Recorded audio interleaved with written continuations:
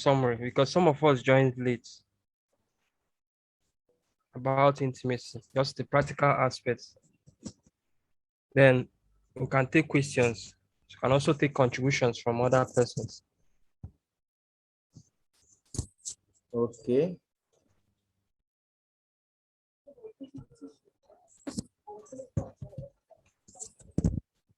So what we were saying was that intimacy is about knowing someone very deep, while also knowing yourself very deep.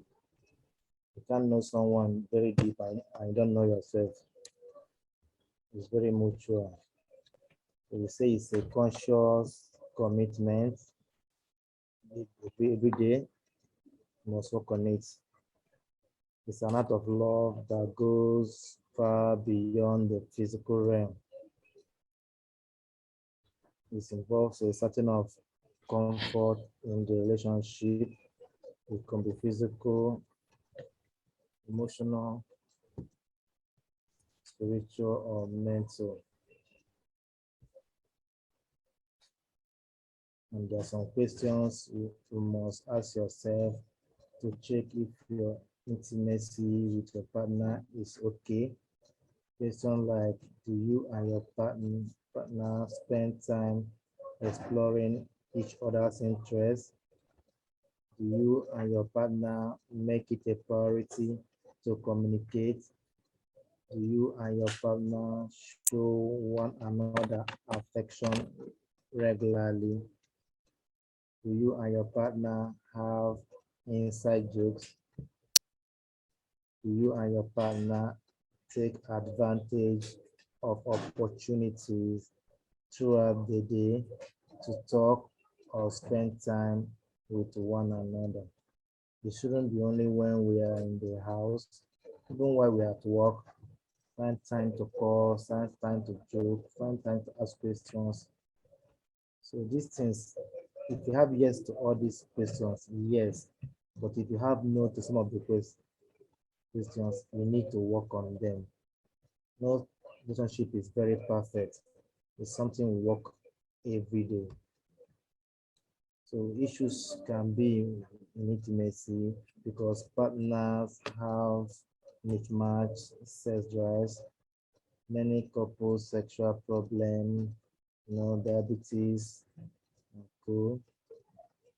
People have different meanings to intimacy. People prefer emotional affair to real life relationships. Depression, anxiety, or other mental illnesses may also hamper intimacy.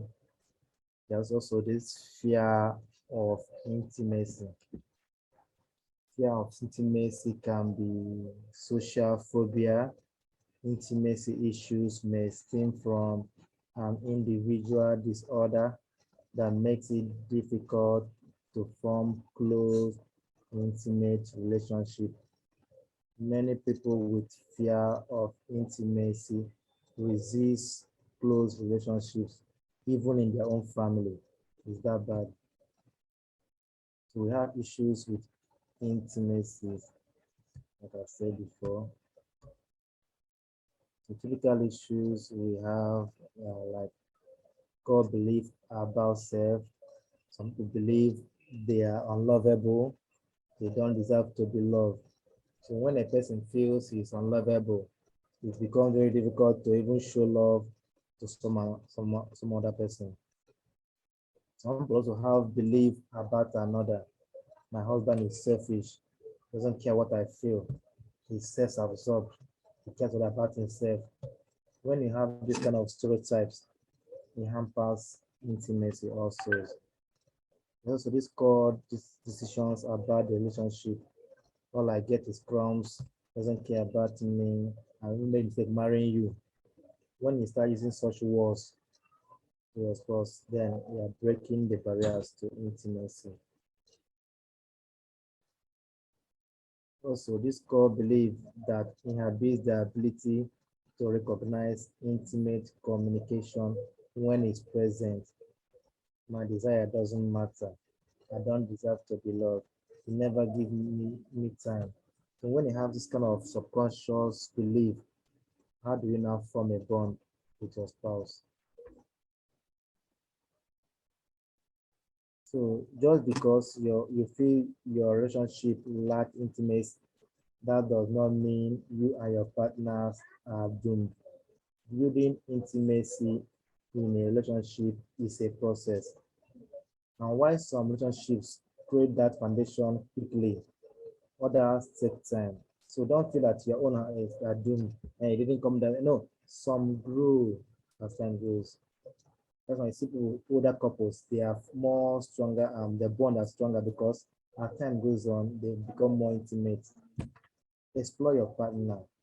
Challenge yourself to find out what he or she loves most. Google it, find it. Even look for the X, dig deeper.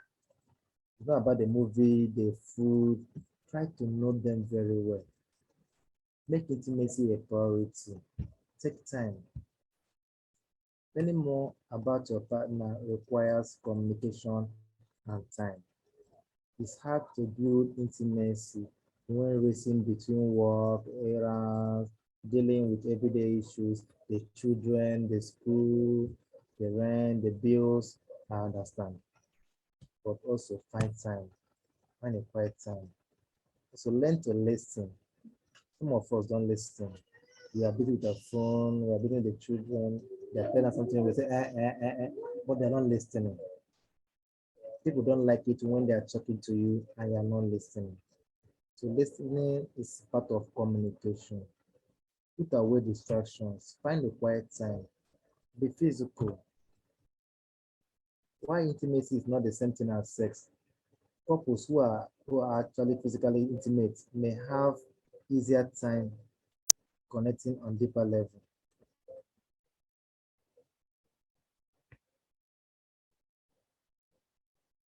Check your health also, because some health issues can hamper intimacy, like diabetes, heart issues, vascular issues, chronic diseases, kidney, hormonal imbalance, substance abuse, and alcoholism.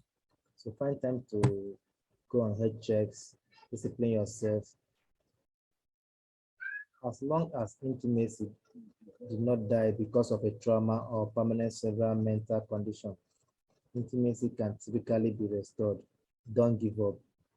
For example, if a couple suffers a terrible miscarriage, they may have a hard time being intimate because they do not want to go through that type of pain again. It happens. Some husband, after seeing their wife give birth, won't near them for 1 year. There's a phobia. So don't allow those things hamper your intimacy. Also, we are looking at what the church talks about intimacy. For example, the Catechism of the Catholic Church 2360 says, sexuality is ordered to the conjugal love of man and woman. In marriage, the physical intimacy of the spouses becomes a sign and pledge of spiritual communion. Marriage bonds between baptized persons are sanctified by sacrament. So you can see these are not just talks. The church sees it as spiritual communion and is sanctified by sacrament. So don't feel it's just talks. No. And also the Catechism of the Catholic Church 2361. Sexuality by means of which man and woman gives themselves to one another through the acts which are proper and exclusive to spouses is not something simply biological, but concerns the innermost being of the human person. As such, it is realized in truly human way only if it is an integral part of the love by which a man and woman commit themselves totally to one another until death. 2363. The spouses' union achieve the twofold end of marriage, the good of the spouses themselves and the transmission of life. These two meanings or values of marriage cannot be separated without altering the couple's spiritual life and compromising the goals of marriage and the future of the family. The conjugal love of man and woman thus stands under the twofold obligation of fidelity and presumability. So the Catholic Church Catechism also teaches us that these things are like spiritual communion. It binds us. So the church also understands the part of intimacy in spouses. So that was the summary of what we said earlier. I don't know if anyone have any other thing to add.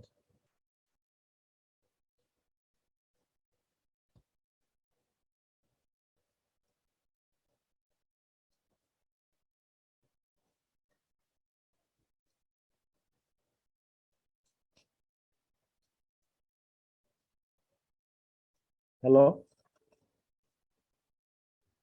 Yes, hello. Thank you. So I just summarized what I said earlier.